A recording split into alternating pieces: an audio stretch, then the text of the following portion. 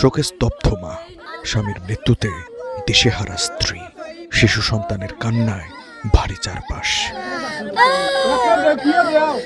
সৈয়দপুর গোয়াবাড়ির রকুনুজ্জামান স্বজনদের অভিযোগ, গরু চুরির অপবাদে মসজিদে মাইকিং করায় লজ্জা অপমানে আত্মহত্যার পথ বেছে নিয়েছেন তিনি। আমার দুইটা ছেলে মেয়ে আছে, বিশ্বাস চাই আমি দিই। তুই কেন আজ সকালে মাইকিং করলু, সকালে 6:30টায় মাইকিং করছে, আর আমার ছেলে ওই লজ্জা খাত্রে দুনিয়া থেকে বিদায়। মীমাংসা হয়ে গেছে, মীমাংসার দিকে পরে এসে বাসায় এই যে সোনার রাইতের বেলা ঘুমাইছে, ঘুমার পর সকালবেলা এই যে এলানটা করাতে ছেলেটা খুব লজ্জিত পড়িয়ে প্রধান আত্মহত্যা করছে। শুক্রবার রাতে গরু চুরির অভিযোগে রোকন ও তার চাচাতো ভাইকে আটক করেন স্থানীয়রা। পরে তখনই সালিশের মাধ্যমে মীমাংসা হয় বিষয়টির। তবে এরপরও তাদের নামে মসজিদে হয় মাইকিং। এর পরপরই নিজ ঘর থেকে উদ্ধার হয় তার ঝুলন্ত মরদেহ।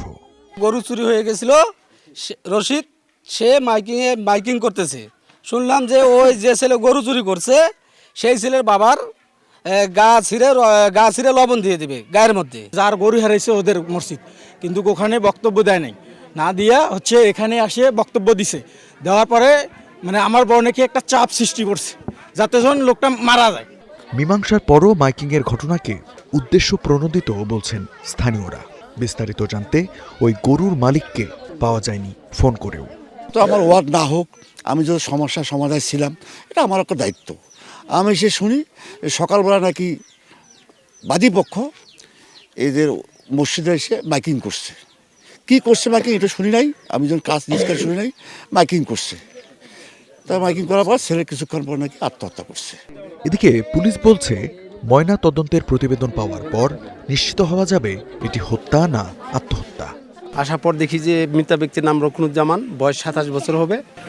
ধর্নার সাথে সে হ্যাঙ্গিং করে আত্মহত্যা করে। এখন এটা আমাদের আইনগত প্রক্রিয়া দিন আছে। এদিকে রকুনুজ্জামানের মৃত্যুর ঘটনায় সুষ্ঠু বিচার দাবি করছেন স্বজন ও এলাকাবাসী। Desk report, star news.